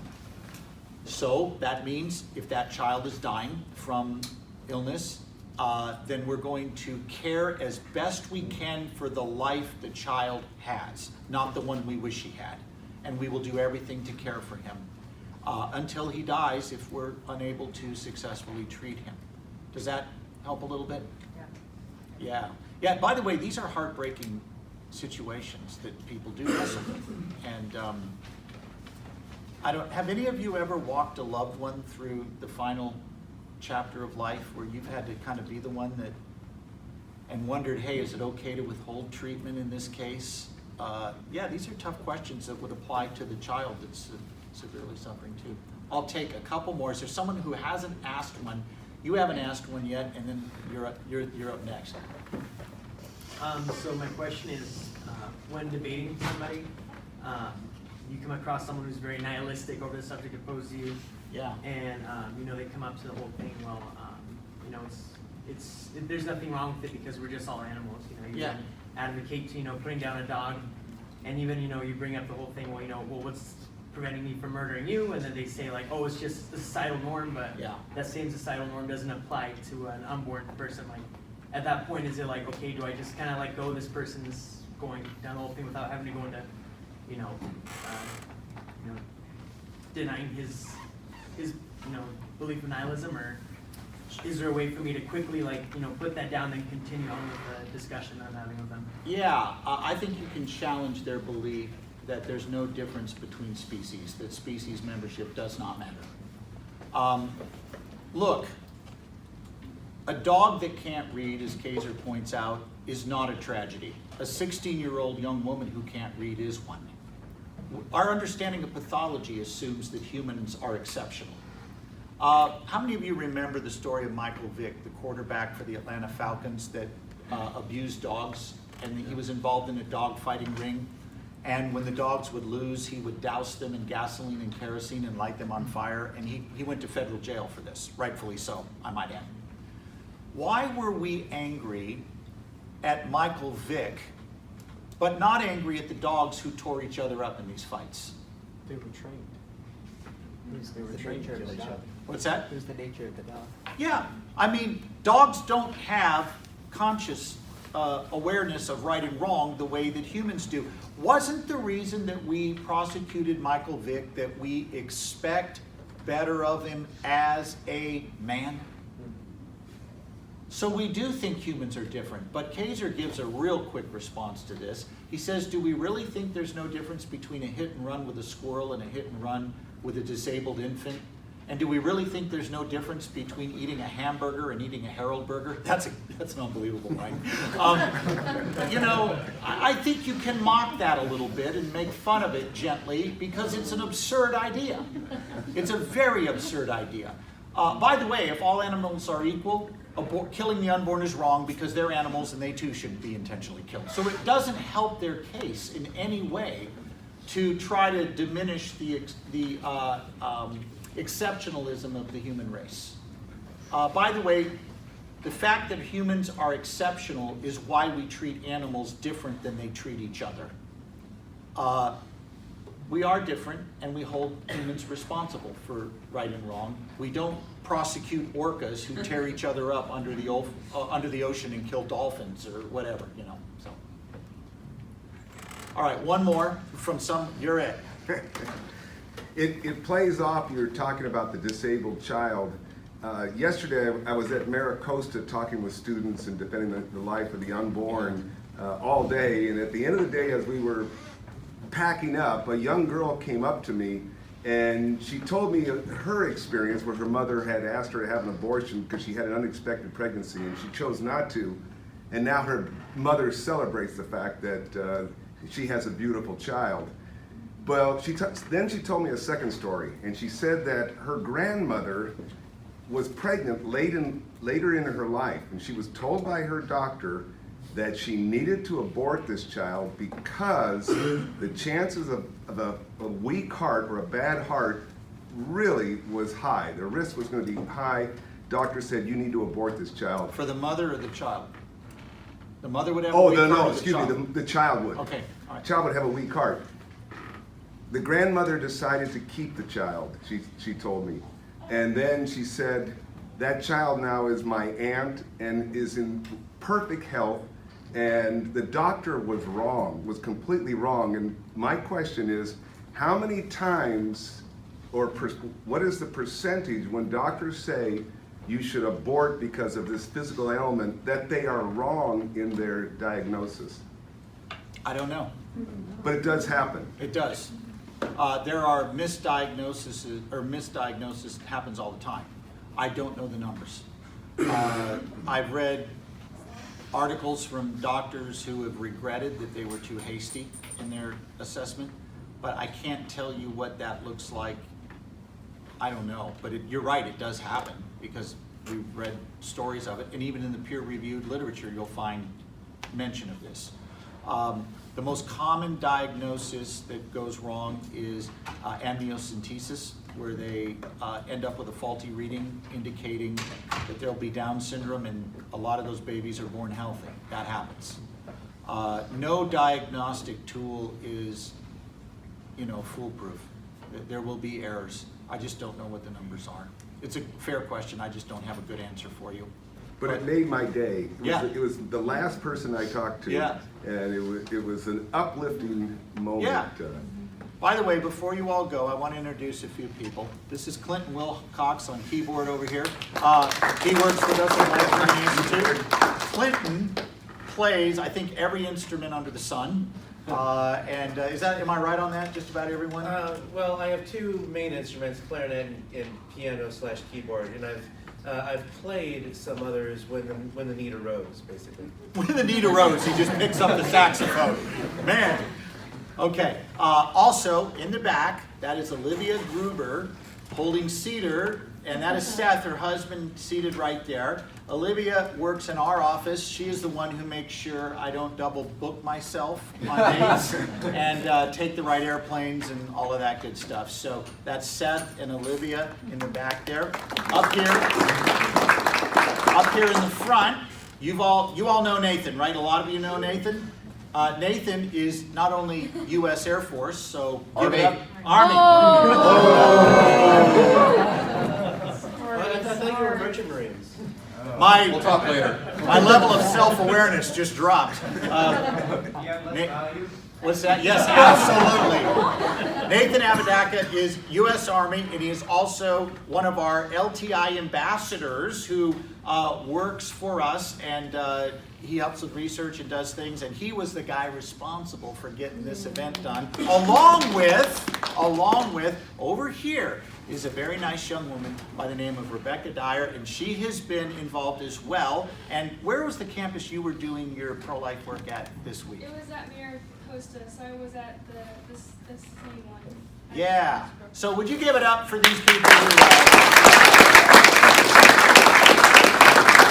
I think I've got everybody. I hope I didn't. Have I forgotten anybody, Clinton? I think that's probably everyone. The mother count of Nathan. Hey, you better believe it. Yeah, absolutely. We'll give it up for you, too. Absolutely. Thank you, all of you. We will have the notes published on our LTI Facebook page, Lord willing, in about 2 hours, 2.5 hours. And the reading list I will post as a Facebook status, so if you didn't write very fast, we'll have that for you. And just a tiny one. I'm sorry. I know that was the last one, but yeah. My name's Ruben Serrano. Hello, Ruben. I'm a coordinator Yeah. for 40 Days for Life. Good. Which is going on right now, just so you know. So any of you who are, faithful pro-life people who can pray and hold a sign, that's going on somewhere in your locale. So anyhow, we came from Chula Vista actually, so maybe we beat the other person who came 30 minutes away. Anyhow, there you go. 40 Days for Life is an excellent way to get people involved, helping with the issue who haven't done anything, and this is a great way for them to come and be with other believers, pray in front of clinics. I'm glad you're here. Oh, thank you. Good to have you. Yeah. All right. So my question, I'm sorry, was so we were lost, came a little late. So I want to know kind of like what is your mission? Like what is it that you hope to accomplish? I don't know if you mentioned that, and how could we help with that? Yeah, great question. Okay, Life Training Institute exists to equip pro-life Christians to make a case for life. The primary way we execute our mission is to go into Catholic and Protestant high schools and give pro-life apologetics presentations. So yesterday, I was doing chapel at Biola University, and I did a pro-life apologetics presentation there. And then earlier that day, I was at Desert Christian High School doing a pro-life apologetics presentation. And Sunday, I'll be at Rose Drive Friends Church in, where is that? Yorba Linda? Yorba Linda, speaking to, apparently they're gonna pull 2 or 3 youth groups together for this thing, so we could have quite a good crowd. And I'll be giving a pro-life presentation to them. So at LTI, we are very focused. We do not do abstinence talks. Now, we support that work, okay, make no mistake, but that's not what we do. We focus on one thing, making the case for life.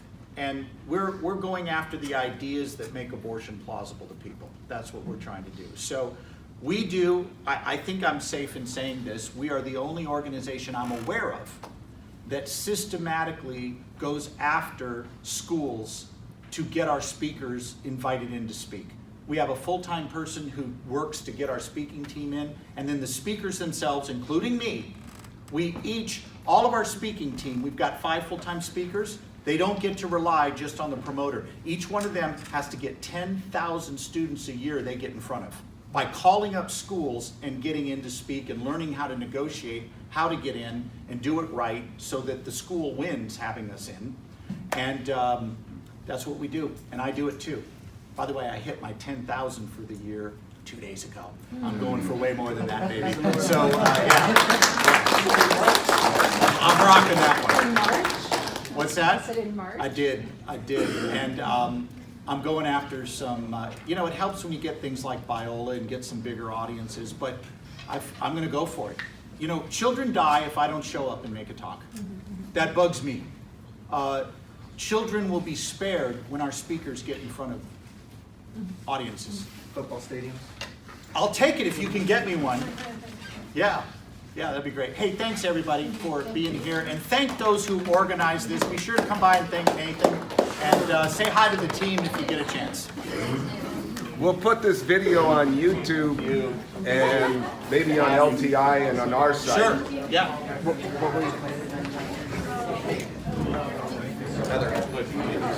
You said under, you put it under the. I will.